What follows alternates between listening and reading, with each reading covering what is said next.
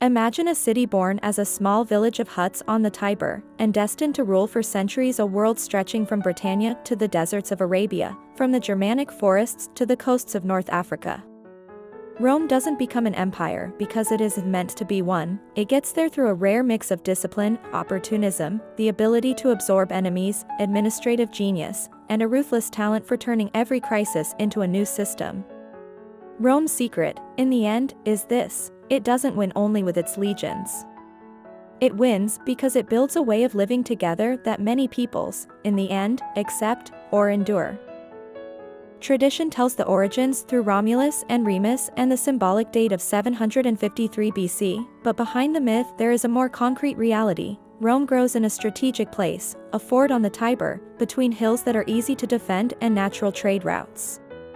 In its early centuries, it is a small regional power that absorbs Etruscan and Latin influences. It learns how to build, how to read the signs of power, how to organize a city. The monarchy ends with a political trauma that becomes an obsession for centuries, the idea that a king must never return. Thus the Republic is born, with a system that blends elite rule and participation, consuls elected each year, a powerful senate, magistracies, popular assemblies. It is not a modern democracy, it is an unstable balance between nobility and people, held together by laws, traditions, and above all by a fierce competition for honor. Rome begins expanding in Italy with an implacable logic, alliances, colonies, roads, and an almost brilliant method of controlled integration. Many defeated peoples are not simply crushed, they are recruited into the Roman system first as allies, then as citizens. It is one of Rome's superpowers, turning enemies into resources. The Samnite Wars and then the clash with Tarentum and Pyrrhus show that Rome is not great because it never loses. It is great because when it loses, it learns, copies, improves, and comes back stronger. Then comes the turning point, the Mediterranean. The Punic Wars against Carthage are the true imperial baptism. With Hannibal, Rome touches the abyss, disastrous battles, allied cities that betray, pure fear. And yet it holds, because the Republic can mobilize men and resources like a machine. In the end it wins, destroys Carthage, and becomes the dominant power. From then on, Rome comes into direct contact with the Greek world. It conquers kingdoms, provinces, wealth, and culture. But every conquest brings a side effect: massive loot, slaves, land concentrated in a few hands, social tensions. The city becomes enormous, full of contrasts: aristocrats, plebeians, clients, slaves, veterans. This is where Roman politics begins to fracture. The reform attempts of the Gracchi, the social wars, and the rise of political generals mark the transformation. The legions, once the army of the Republic, become increasingly loyal to the commander who promises land and rewards. Marius, Sulla, and then the age of the triumvirates prepare the ground for the end of the Republic. Caesar crosses the Rubicon and does what everyone feared: he proves that the state is no longer stronger than its armies.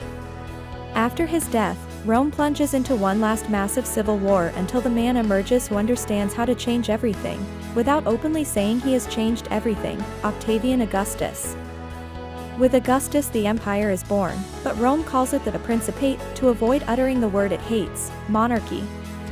Augustus preserves republican forms, but concentrates real power: the army, the finances, foreign policy. It is a masterpiece of political marketing: peace after chaos, order after civil war. The Pax Romana begins, a long period in which the Mediterranean becomes a connected system: roads, ports, currency, laws, bureaucracy, taxes. Rome builds gigantic infrastructure: aqueducts that feel like magic, roads that bind the continent, bridges, baths, amphitheaters, forums. Engineering becomes propaganda: look what we can do. After Augustus come the emperors of the Julio-Claudian dynasty: Tiberius, Caligula, Claudius, Nero. It is an era in which power is immense and the court can become a trap: intrigues, fear, coups, but also administration and growth. Rome learns another fundamental rule: ruling the empire means managing the provinces intelligently, because that is where taxes, grain, mines, and stability lie. When Nero falls, chaos erupts. The year of the four emperors, Galba, Otho, Vitellius, Vespasian, shows that the army decides who rules. In the end, Vespasian wins, and the Flavian dynasty begins. Vespasian, Titus, Domitian. This is the era in which Rome proves its power through spectacular architecture too. Among the symbolic works is the Flavian Amphitheater, the Colosseum, a political machine as much as a building. Then comes one of the most solid phases, the adoptive emperors, often considered the peak of Roman government. Nerva stabilizes, Trajan expands the empire to its maximum, Hadrian consolidates and fortifies walls, borders, administration, Antoninus Pius governs with balance, Marcus Aurelius faces wars and crises while keeping a moral vision of power. But with Commodus the mood changes, the line between a stable empire and a fragile one grows thin. After him comes another turbulent season, Pertinax, Didius Julianus, and then Septimius Severus, who founds a new dynasty and strengthens the army. Next come Caracalla, famous also for the edict extending citizenship to many free inhabitants of the empire, Geta, Macrinus, Elagabalus, Severus Alexander. The point is clear, the empire is no longer a perfect system, it is an organism under stress.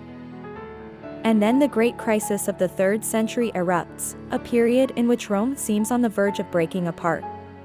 Civil wars, border invasions, epidemics, inflation, supply problems, usurpers everywhere.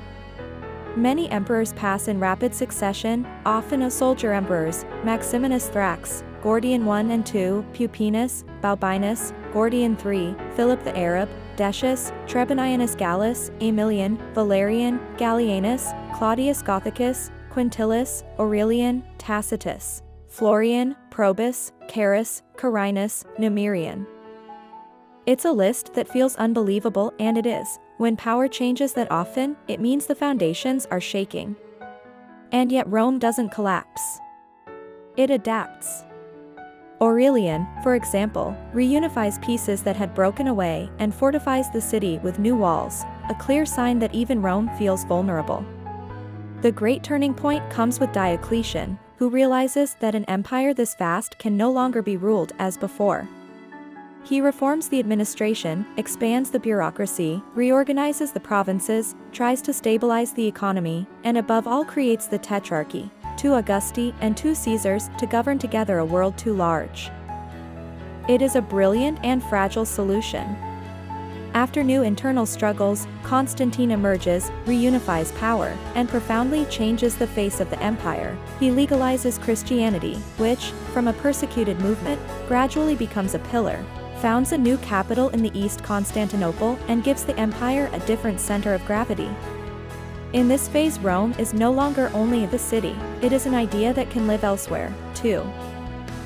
In the 4th century, emperors pass such as Constantine and his successors, then figures like Julian, who attempts a pagan restoration, up to Theodosius, who makes Nicene Christianity central, and, after his death, the empire is permanently divided between West and East. Here we see a fact often ignored: the fall of Rome is not a single day, it is a process. The East will continue for centuries as the Eastern Roman Empire, what we call Byzantine, while the West enters a spiral of emergencies. In the West, the empire must face enormous pressure, migrations and invasions by Germanic groups, economic crisis, difficulty paying and recruiting armies, internal struggles. Emperors such as Honorius and Valentinian III rule in a world where generals, federates, and barbarian kingdoms carry growing weight. Rome itself is sacked in 410 by the Visigoths, a psychological shock, because the symbol of eternity is violated. Then come Vandals, Huns, new wars. The Western Empire shrinks, piece by piece, until 476, when Romulus Augustulus is deposed. This is the formal end of the Western Roman Empire. But it is not the end of Rome.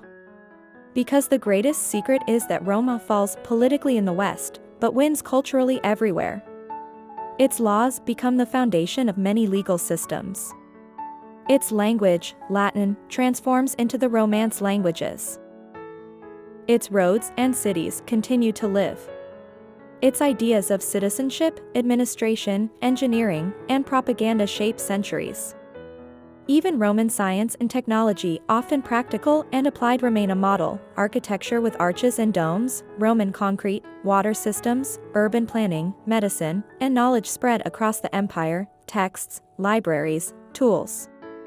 Rome is also politics in its purest form: alliances, compromises, institutions, and the ability to make a multicultural world function under a common identity. So why did it collapse? Because no empire is eternal. Too many borders to defend, too much external pressure, too much internal instability, an economy under stress, military power becoming ever more decisive, and a gradual transformation of the Roman world into something else. But if you stop and look closely, Rome is not a failure, it is a metamorphosis. The empire fades in the west, continues in the east, and above all survives as the mental framework of Europe and the Mediterranean. That's why Rome is the secret of the empire that ruled the world, not only for its conquests, but because it could turn domination into a system. Legions, yes, but also roads, laws, cities, propaganda, technology, culture, and a political machine able to reinvent itself to the very end. And when even that machine is no longer enough, Rome delivers its last stroke of genius, becoming immortal as a legacy.